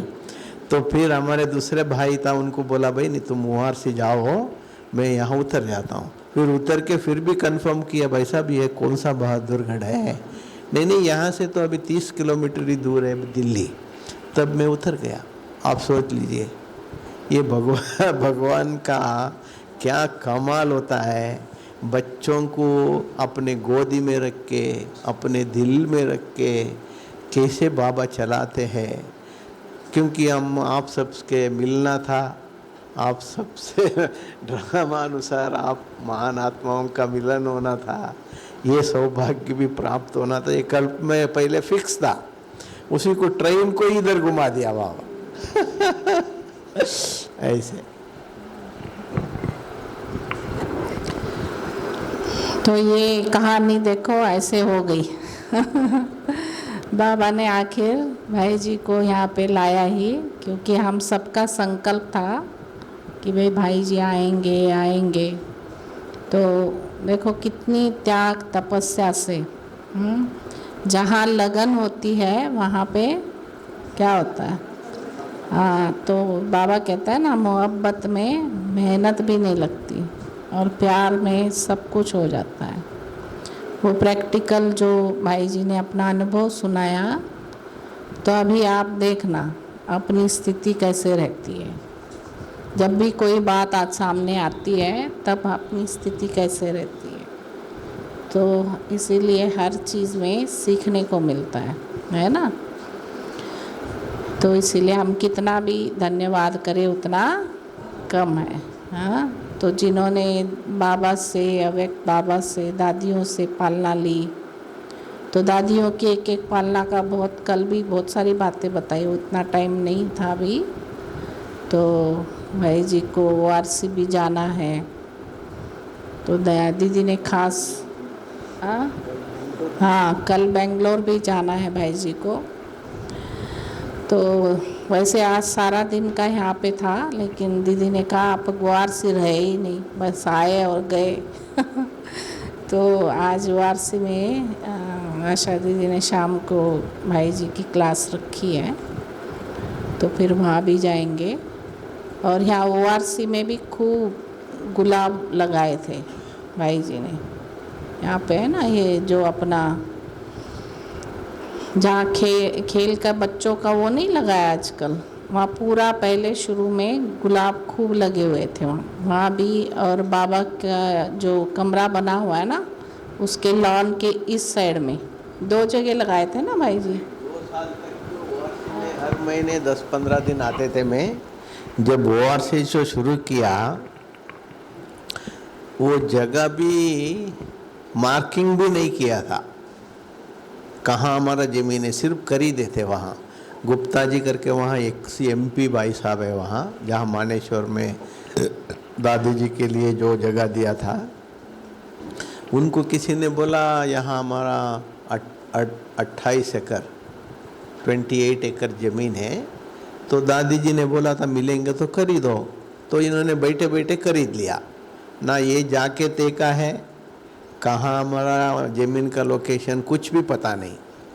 तो ज़मीन तो खरीद लिया, काफ़ी समय हो गया, तो रजिस्टर भी हो गया यज्ञ के नाम से। तो दादी जी के विचार था, उससे पहले ज्ञान सरोवर बना, फिर उसके बाद में 96-97 में शांतिवन बन गया। शांतिवन बन के पूरा होने के बाद में दादी जी का विचार चलने लगा ओआरसी का भी कुछ करना है।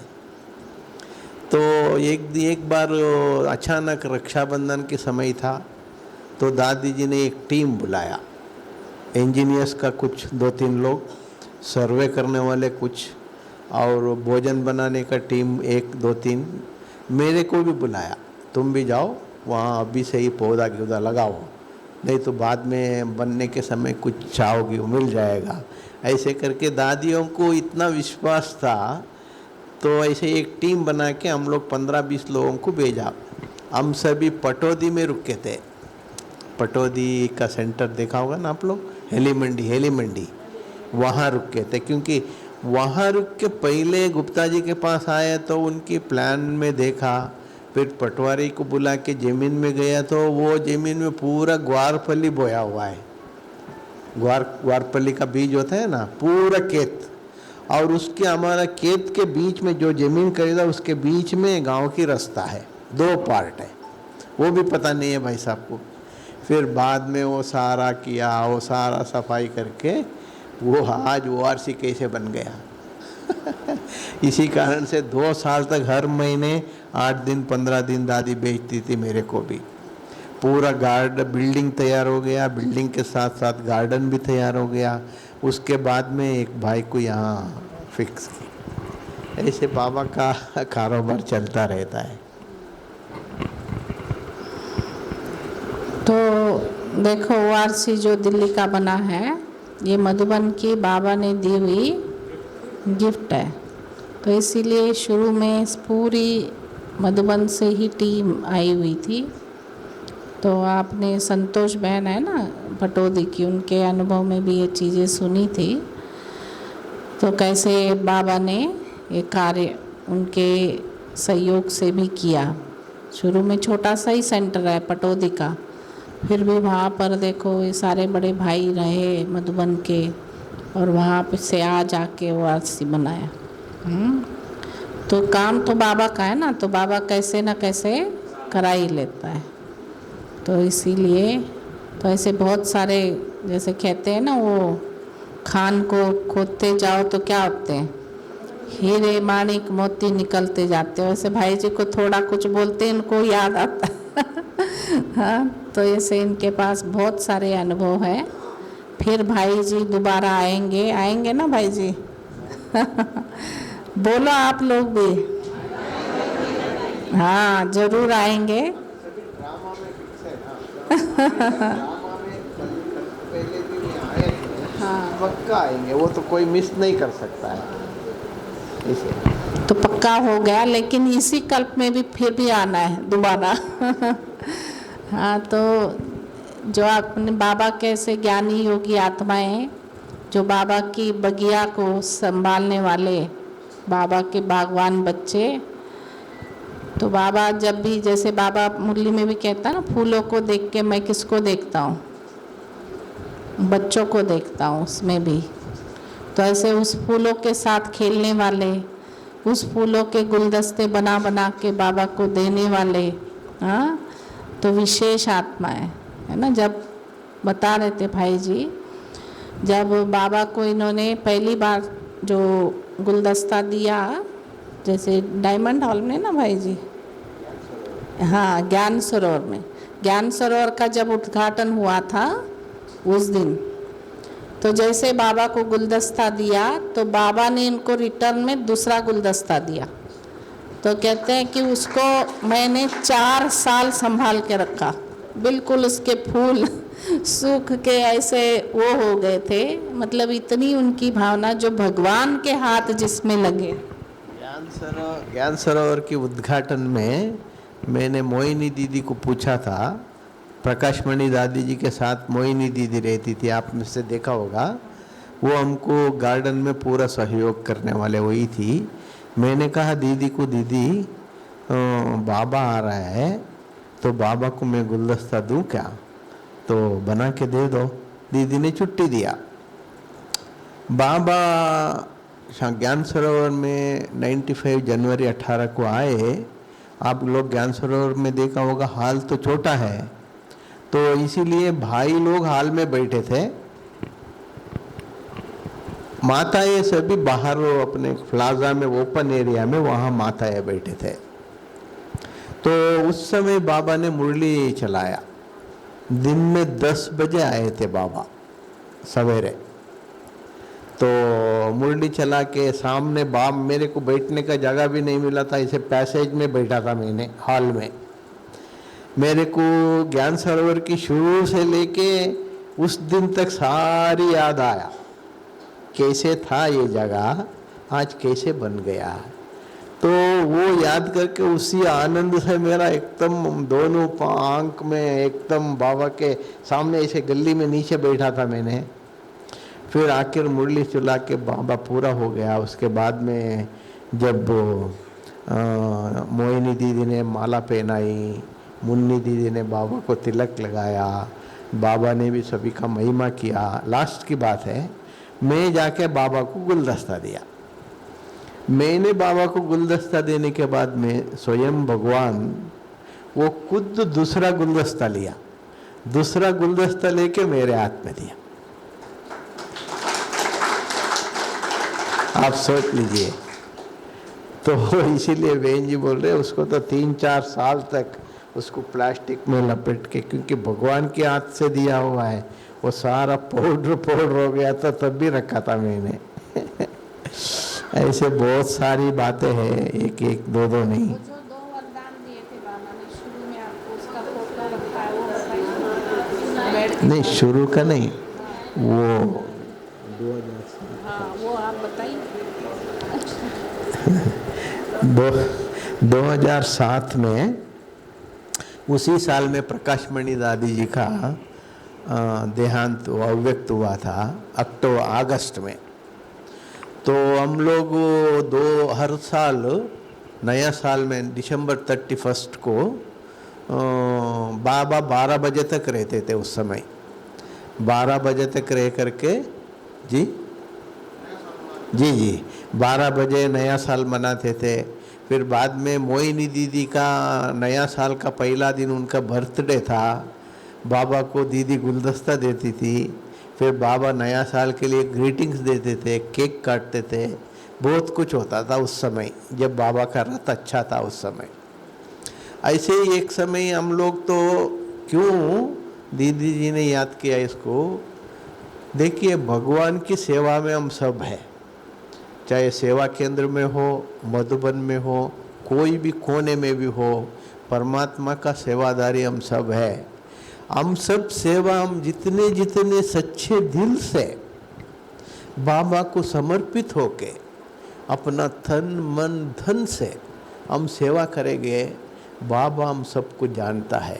हम बाबा के सामने जाने का ज़रूरत नहीं है और बाबा को बोलने की भी ज़रूरत नहीं है। हम लोगों को जब मधुबन में आए तब से बाबा ने, दादियों ने ये जो सेवा दिया, हम लोग दिन रात लगा के हम कैसे भी हो, बाबा का गार्डन है ना, बाबा का घर की चेहरा है। अभी आप लोग ज्ञान सरोवर में जाएंगे, कहीं भी जाएंगे, पहले गार्डन ही तो दिखेगा ना। अगर समझ लीजिए हम कपड़ा कितना भी अच्छा पहने, हमारा चेहरा ही ठीक नहीं तो कपड़ा क्या देखेंगे। इस रीति से बाबा का गार्डन घर का, बाबा का घर की चेहरा है, उसको एक्यूरेट रखना हमारा धर्म है। बाबा ने उसके लिए हमको निमित्त किया है। हम कुछ भी कोशिश करके, हमको कितना भी मेहनत करना पड़े, हम उसको एक्यूरेट रख के उस रीति से हम लोग दिन रात वो उसे सेवा में लगे रहते। परंतु पिता परमात्मा ये सभी जानता है, देखता है। इसका ये एग्जाम्पल है। 2007 को दिसंबर 31 बाबा को सभी सीनियर ब्रदर्स को मैंने गुलदस्ता प्रेजेंट किया। मोहिनी दीदी के लिए एक अलग गुलदस्ता बनाना था क्योंकि वो 12 बजे उनको देना था बाबा को। बाबा के गद्दे के पीछे ही बैठ के मैं बनाना शुरू किया। जैसे भाइयों को गुलदस्ता दे के मैं पीछे गए, बाबा ने उनसे गुलदस्ता लिया नहीं उस दिन। वो उसको बुलाओ इधर, सभी को बोला उनको बुलाओ इधर।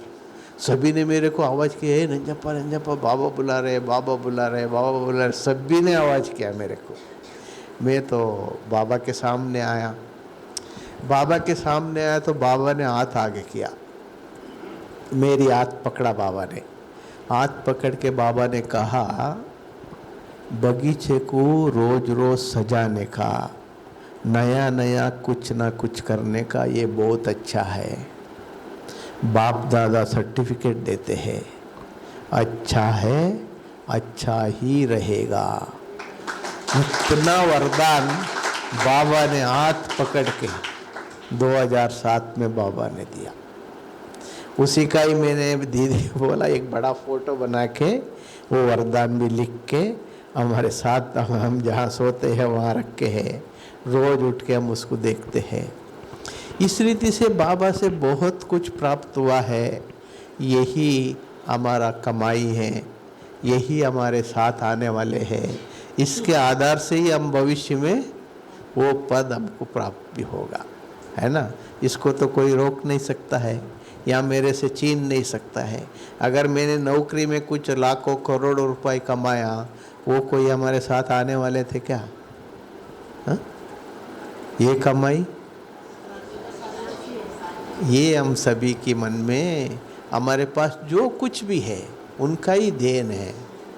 तन मन धन, जब जितना जितना उनकी सेवा में हम लगाते जाएंगे उसकी वृद्धि और होता जाएगा, होता जाएगा, होता जाएगा। इसके रिजल्ट में बाबा हमको बहुत कुछ देगा। ये हमारा क्या, कितना बाबा ने क्या क्या दिया है, बहुत उसका वर्णन ही कर नहीं सकता है। तो अभी स्वीट बाबा जो ग्रुप है ना, वो जो बाबा ने जो इनको वरदान दिया, उसमें वो छोटा सा क्लिप है, वीडियो वो भी डाला है, उसमें आप लोग देखना। और अपने पर्सनल जो सेंटरों के ग्रुप है ना, उसमें भी डाल देना आप लोग। कहाँ गई विंता? रेनू भी गायब हो गई। अच्छा, यहाँ बैठी। तो अभी आप सबको टोली मिलेगी। पहले बाबा की याद में बैठेंगे, फिर बाद में भाई साहब के हाथों से आपको फल की टोली ही मिलेगी, ठीक है ना। क्यों तो बाबा का बागवान बच्चा आया है, तो बागवान का ही क्या मिलेगा? फल मिलेगा, है ना। तो भले वो दूसरे बागवानी का है, लेकिन है तो फल ना। ठीक है।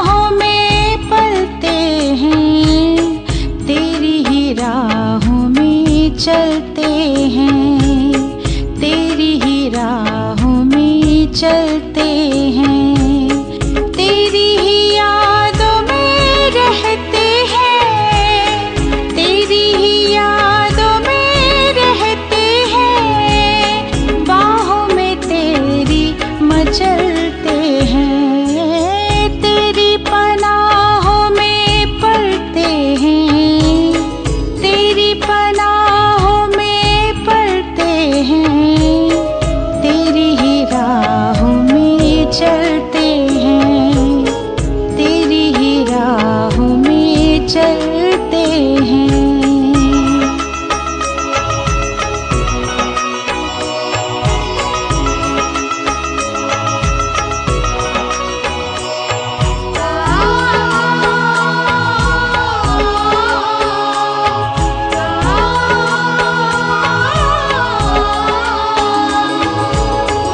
इन आँखों की गुफ्तगू होती है बाबा जब तुमसे, मिलन का सुख बड़ा अनोखा पाए बेहद है तुमसे, रहबर मेरे हम सफर हो, रहबर मेरे हम सफर हो, प्यार इतना करते हैं, प्यार इतना करते हैं, तेरी ही बातें करते हैं, तुम्हीं से झोली भरते हैं, तेरी पनाहों में पलते हैं।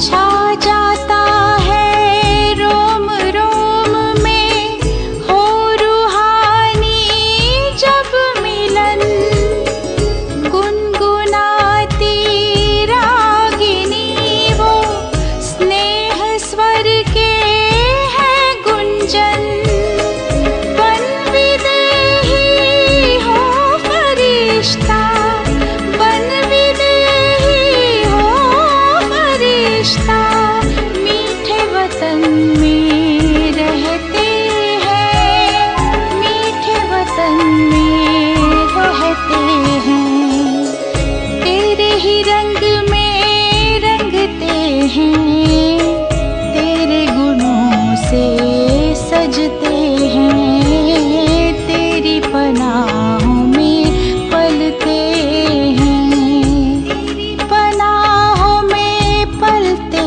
हैं, तेरी पनाहों में पलते हैं, तेरी ही राहों में चलते हैं, तेरी ही राहों में चलते हैं, तेरी ही यादों में रहते हैं, तेरी ही यादों में रहते हैं, बाहों में तेरी मचलते हैं, तेरी पनाहों में पलते हैं, तेरी पनाहों में पलते हैं, तेरी ही राहों में चलते हैं, तेरी ही राहों में चलते हैं।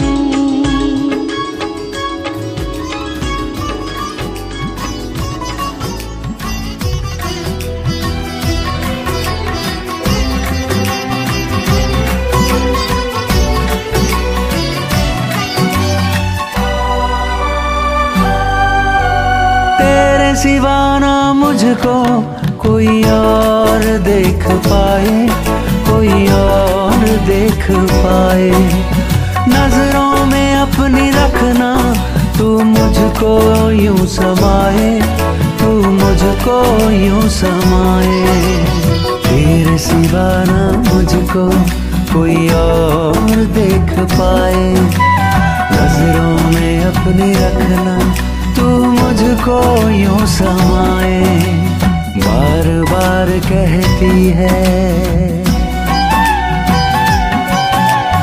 बार बार कहती है, मन की यही लहर, बार बार कहती है, मन की यही लहर। बस इतनी सी कर देना प्रभु मुझ पे तू महर, नजरों में अपनी रखना, नजरों में अपनी रखना।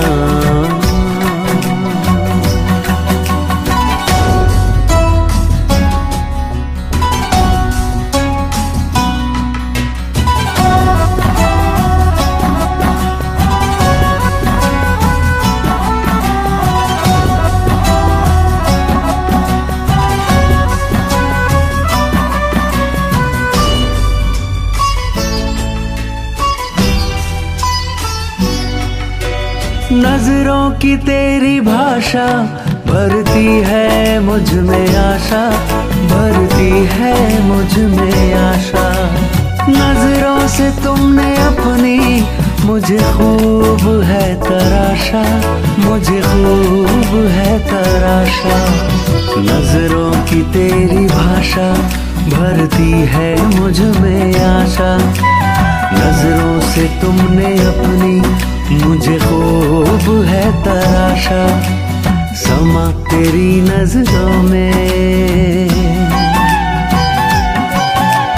समा तेरी नजरों में, मैं जाऊं वहीं ठहर।